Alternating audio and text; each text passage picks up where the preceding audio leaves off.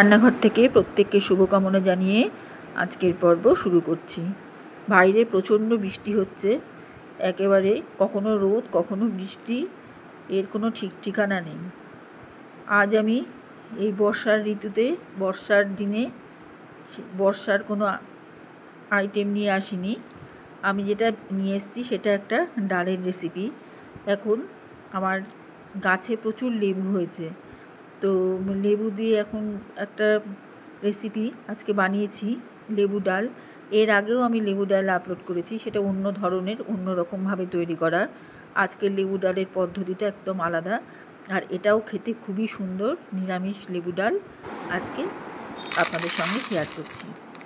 এখানে আমি 3 রকমের ডাল নিয়েছি। একটা হচ্ছে মটর ডাল, অরহর ডাল আর ছোলার ডাল।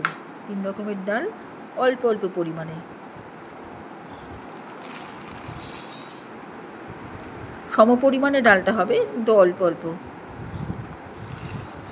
এখানে আমি 3 রকম ডাল নিয়ে জল দিয়ে আগে ধুয়ে নেব ডালটাকে পরিষ্কার করে।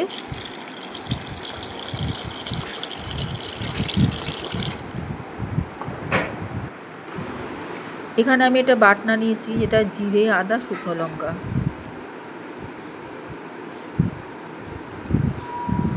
এটা বেটে নিব। এবারে কিছুটা জল ফুটাতে দিয়েছি, জলটা ফুটছে। এর মধ্যে এখন প্রচণ্ড মিষ্টি ডাঁটা, লাল ডাঁটা খুব পাওয়া যাচ্ছে, আমার খুব প্রিয় এই ডাঁটাগুলো। আর এই রেসিপিটার সঙ্গে দিব্যি চলে যায়, যার জন্য লাল ডাঁটাগুলো কেটে পরিষ্কার করে ধুয়ে এই ফুটন্ত জলে দিয়ে দিলাম। তার সাথে এই 3 রকম ডাল যেটা ধোয়া ছিল সেটাও দিয়ে দিলাম। এবারে ফুটবে। এখন দিতে দিতেই দিলাম টমেটো বাটা।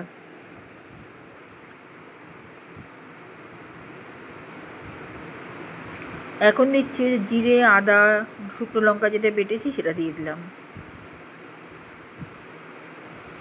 আমি সব একসাথে দিয়ে দিচ্ছি ডালের মধ্যে, ফুটন্ত জলের মধ্যে সব এগুলো কাঁচা অবস্থাতে দিয়ে দিলাম। লবণ দিয়ে দিলাম।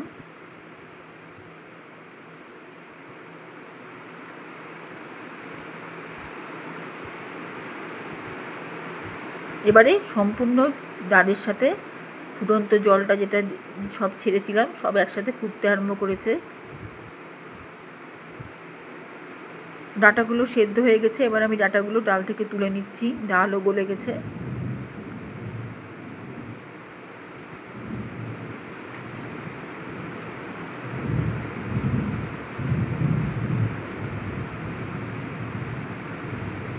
এবারে ডাল থেকে তুলে ডাঁটাগুলো একটা কড়াইয়ের মধ্যে তেল গরম করে প্রথমে দিয়ে দিলাম সেদ্ধ ডাঁটা, এগুলো ডালের ডাঁটা।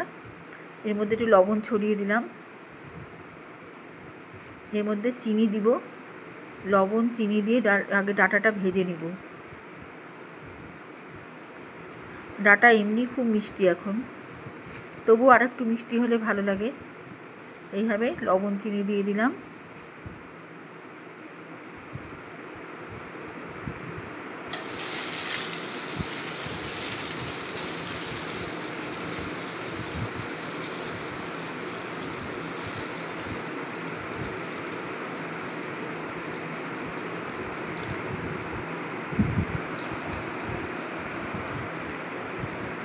এবারে 2টো কারি পাতা দিলাম, এটাও আমার গাছেরই ফ্রেশ কারি পাতা। অল্প দিলাম, কেননা কারি পাতা পুড়ে গেলে আবার খুব বাজে লাগে খেতে। এখন এই ফ্লেভারটা এখানে যাবে বলে আমি দিলাম।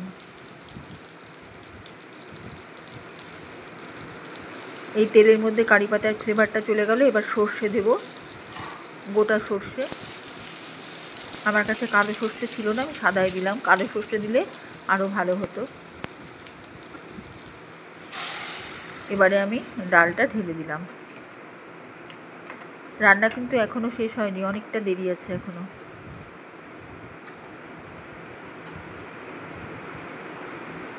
ডালটা এবার ফুটবে একটু, এই সম্পূর্ণ ফোড়ন দেওয়ার পরে।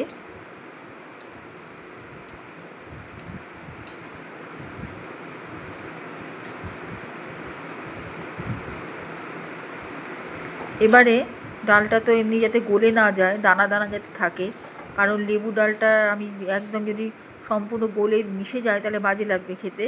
ওই জন্য উপর থেকে এই ডাল রেখে উপরে ডালের জলটা ছেঁকে নিলাম। এবারে ছেঁকে নেওয়া ডালের জলের মধ্যে আমি ওই ছোলা ভাজা যে বাইরে প্যাকেটে পাওয়া যায়, যারা ছোলা ভাজে তাদের কাছ থেকে আমি এনে রেখেছিলাম খাওয়ার জন্য, সেখান থেকে কটা ছোলা ভাজা নিলাম আর তার সাথে পোস্ত, গোটা পোস্ত মিশিয়ে আমি বেটে নিব। ছোলা ভাজাটা একটু ধুয়ে নিয়েছি, পোস্তটা একসাথে করে বেটে এখানে দিয়ে দিলাম। এই ডাল, এটা কিন্তু ডালের জল। আর মানে যা ডাল, আসল ডাল যেটা, সেটা আমি পাশে রাখা আছে। এই ডালের জলটাকে আমি একটু ঘন করে তৈরি করে নিচ্ছি। প্রথমেই আমি ডালের জলটা একটু বেশি করে দিয়েছি। এই যে এইখানে হচ্ছে আসল যে ডালটা, দানা দানা, এটা কিছুতেই মানে এমনি একদম এমনি গলেইছে, কিন্তু গলে একদম পেস্ট হয়ে যাবে না, বেশ মুখে মানে পড়বে, এরকম অবস্থা দেখাই যাচ্ছে, এরকম থাকবে ডালটা। আর জলটা উপর থেকে ছেঁকে নিয়ে সেই জলটাই আমি তৈরি করছি। এবার ওই পোস্ত আর এটা ছোলা যেটা ভেজে রেখেছি, বেটে রেখেছি, সেটা দিয়ে এবার ডালটাকে ফুটিয়ে এখানে আস্তে করে ঢেলে দিলাম, খুব আস্তে, কেননা ডালটা যেন একদম ভেঙে না যায়। গলে গিয়েছে, ডালটা গলে যে ছেড়ে গিয়েছে, কিন্তু মিশে যায়নি জলের সাথে একদম। এইরকম থাকবে ডালটা, তাহলে খেতে খুব ভাল লাগবে। প্রতিটা রান্নার একটা বৈশিষ্ট্য থাকে, এটার এইরকমভাবে খেলেই ভালো লাগে। এখানে আমি আর কিছুটা কাঁচা কারি পাতা দিয়ে দিলাম।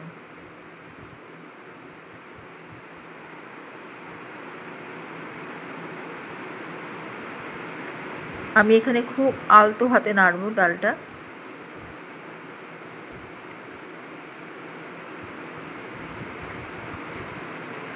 এবারে এর মধ্যে আমি আমার এই ফেরিওয়ালার কাছ থেকে কেনা একটু লঙ্কার আচার কিনেছিলাম, সেই লঙ্কার আচারটা এর মধ্যে দিয়ে দিচ্ছি।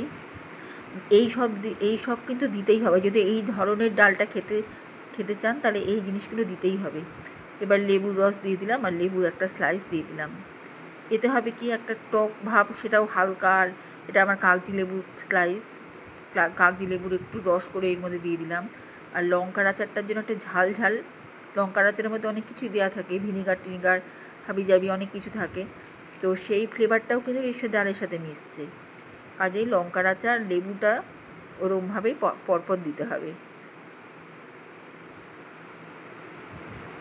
এবারে লাস্ট ফিনিশিং টাচ যেটা, সেটা একটু সর্ষের তেলের মধ্যে আমি আর একটু ফোড়ন দেবো। এবার এত কিছু করার পরে ফোড়নের সুঘ্রাণটা উবে গিয়েছে, কাজে আর একটু ফোড়ন দিয়ে এবার নামাবো। এবার ওই একইভাবে সর্ষে, শুকনো লঙ্কা, সর্ষের তেলে কারি পাতা ফোড়ন দিব। এর মধ্যে আর একটু লঙ্কার আচার আমি যোগ করব।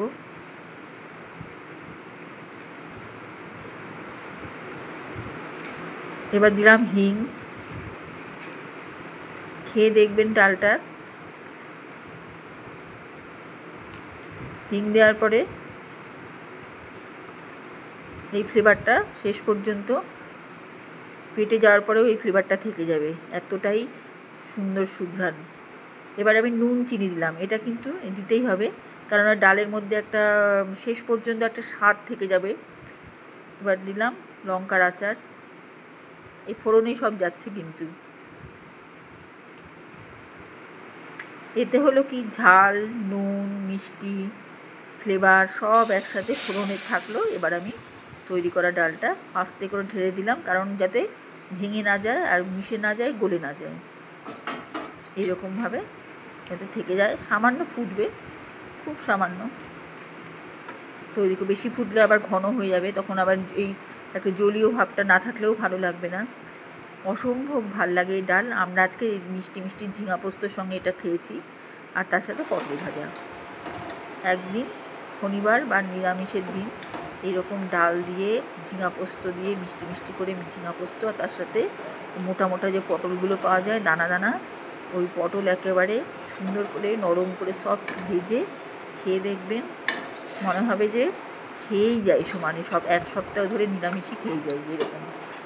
যাকে এখানে আমি ডালটা একটু তুলে দেখাচ্ছি, এটা হচ্ছে টেস্টের জন্য।